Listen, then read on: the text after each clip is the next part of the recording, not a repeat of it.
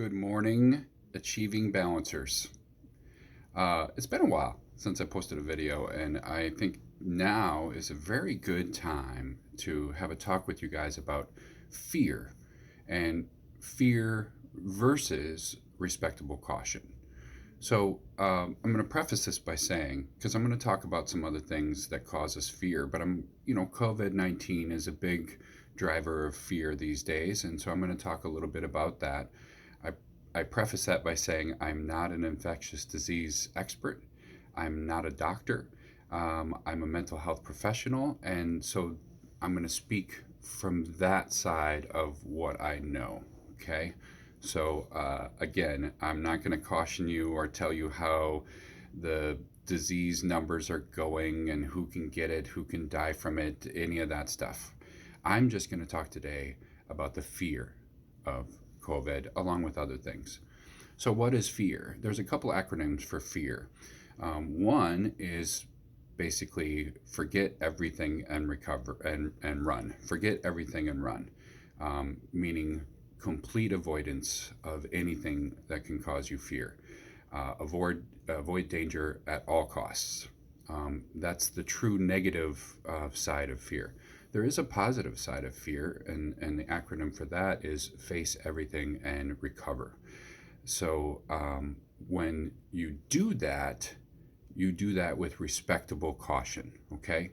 I'm not saying there isn't things in life that we shouldn't fear. There's lots of things that can cause us fear. There's lots of things in our life that can harm us. That's everything from physical damage to ourselves to emotional damage to ourselves.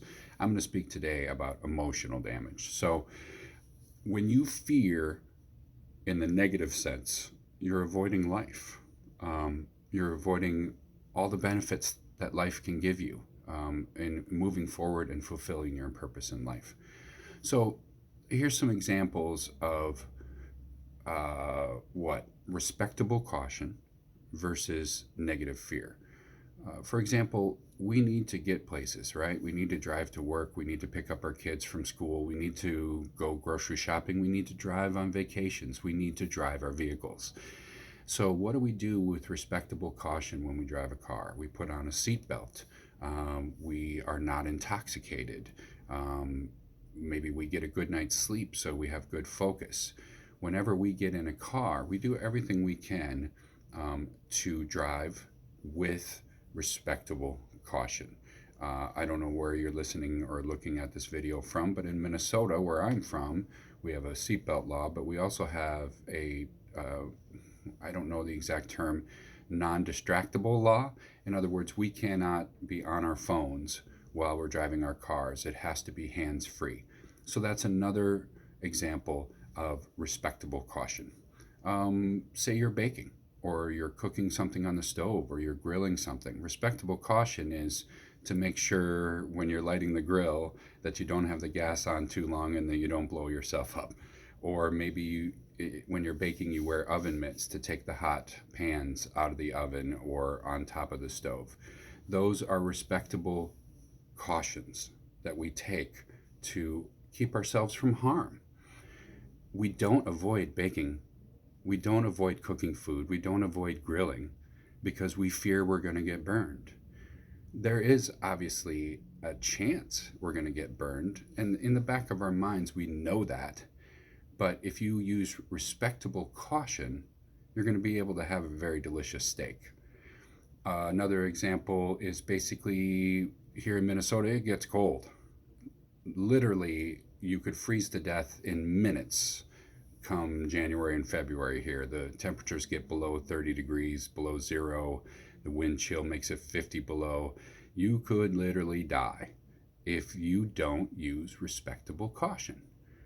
What's that? Obviously, stocking cap, a very well insulated coat, gloves, warm boots.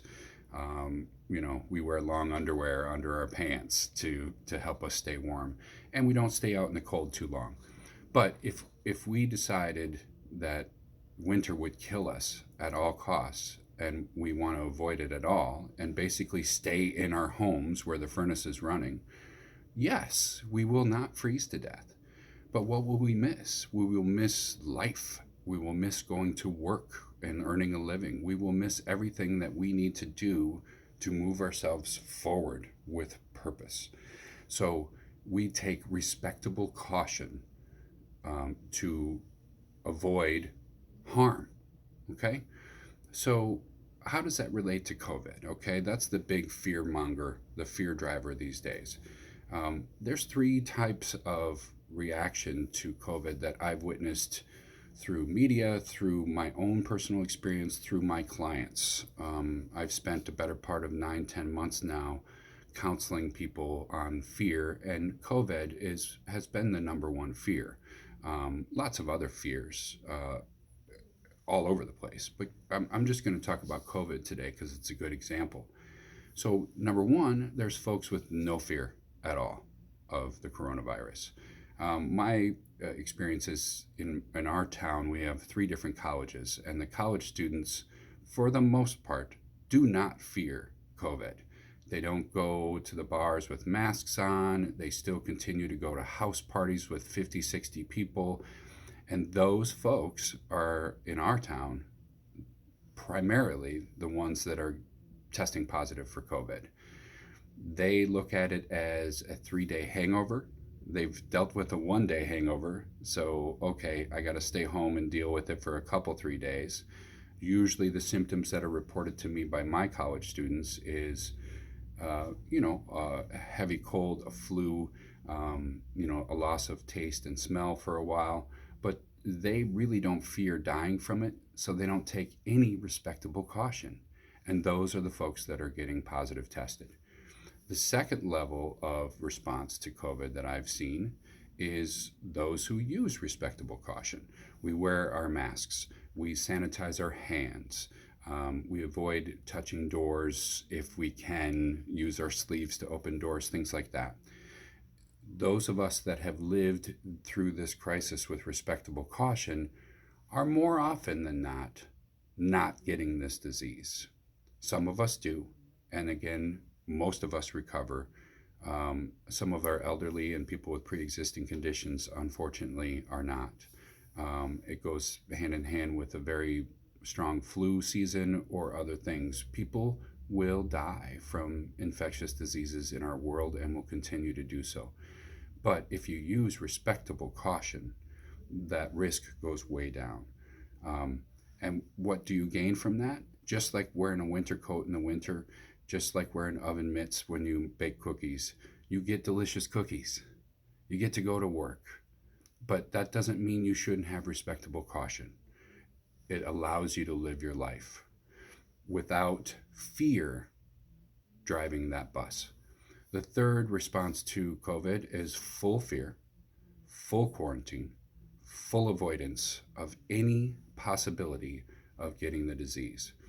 Yes, if you stay at home and do not leave for any other reason than maybe to go buy some groceries, you have a very, very, very, very, very, very, very, very, very, very, very, very good chance of not getting COVID. But you also get a very good chance of not living your life. You are avoiding it in the fear definition that I explained earlier, which is forget everything and run. Yes, you will be safe, but what will you lose? You will lose being able to be out in the world. You will lose life, everything that makes you human by doing that.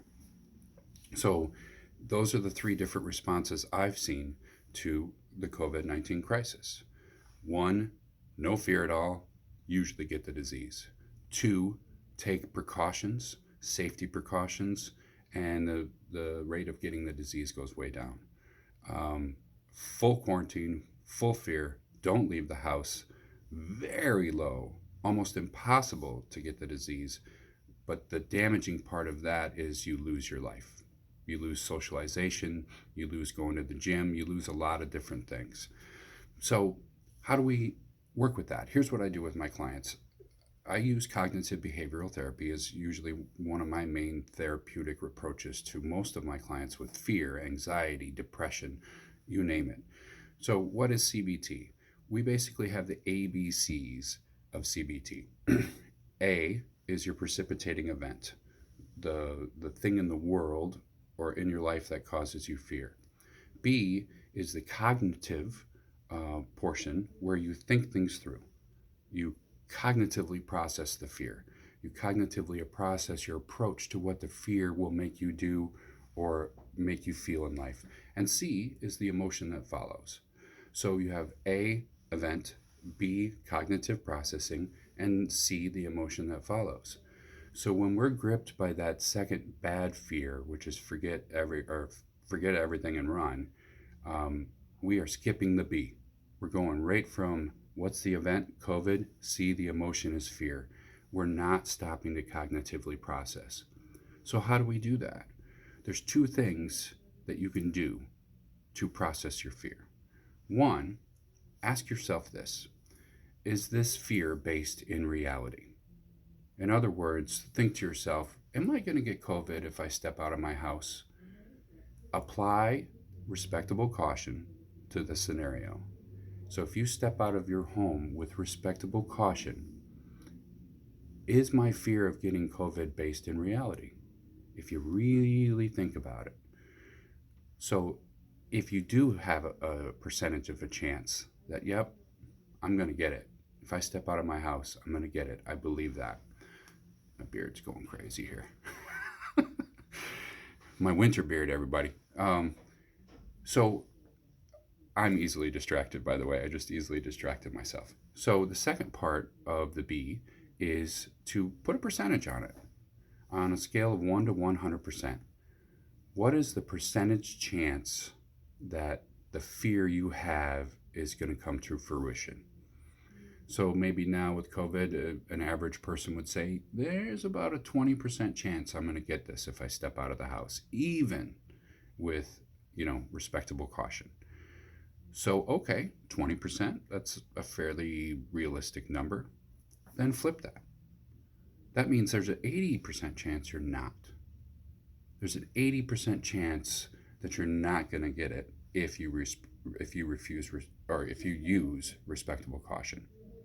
So, what else in life would you be happy with 80%? If you got 80% on a test, that's a solid B. You'd be okay with that. If you got 80% chance to win the lottery, would you buy a ticket? Absolutely. So flip it. Flip it to the positive side. So that's basically CBT. That's the ABCs of CBT. A, COVID. B, think it through. Is this based in reality? And if it is, what's the percentage that this reality is going to harm me? And C is the emotion that follows. So my experience with my clients and myself and my personal life is, for the folks that are able to use the ABCs of cognitive behavioral therapy and use respectable caution in living their life, they don't fear driving. They don't fear making cookies. They don't fear grilling steaks. And they don't fear COVID. But they also understand that there is a danger, no matter what we do, of getting harm and being harmed in life. So I'm going to kind of finish on a couple things here. Just remember that in our society, fear is profitable. Okay? People and a lot of large corporations and a lot of different people make money off fear. They need you to be afraid. The news outlets, Fox, MSNBC, CNN, you name it, they make money off of advertisers, and advertisers will buy spots on their programs if they know people are there to watch it. So the news organizations will say, how can we get as many viewers on our network or our radio stations or whatever else it is? And right now, COVID is the biggest moneymaker they have. Big Pharma's the same way. How many medications are out there that we don't really need? Big Pharma wants us to be afraid. They want us to fear being sick. They want us to buy their medications. And the last example I can use is any kind of insurance. We've talked about cars and seatbelts and driving safely. Okay, let's talk about car insurance. Car insurance companies do not make money when you crash. If everybody who had car insurance crashed every day, they'd be out of business. Car insurance companies make money on your fear. They need you to be afraid of crashing, so you will buy their policies.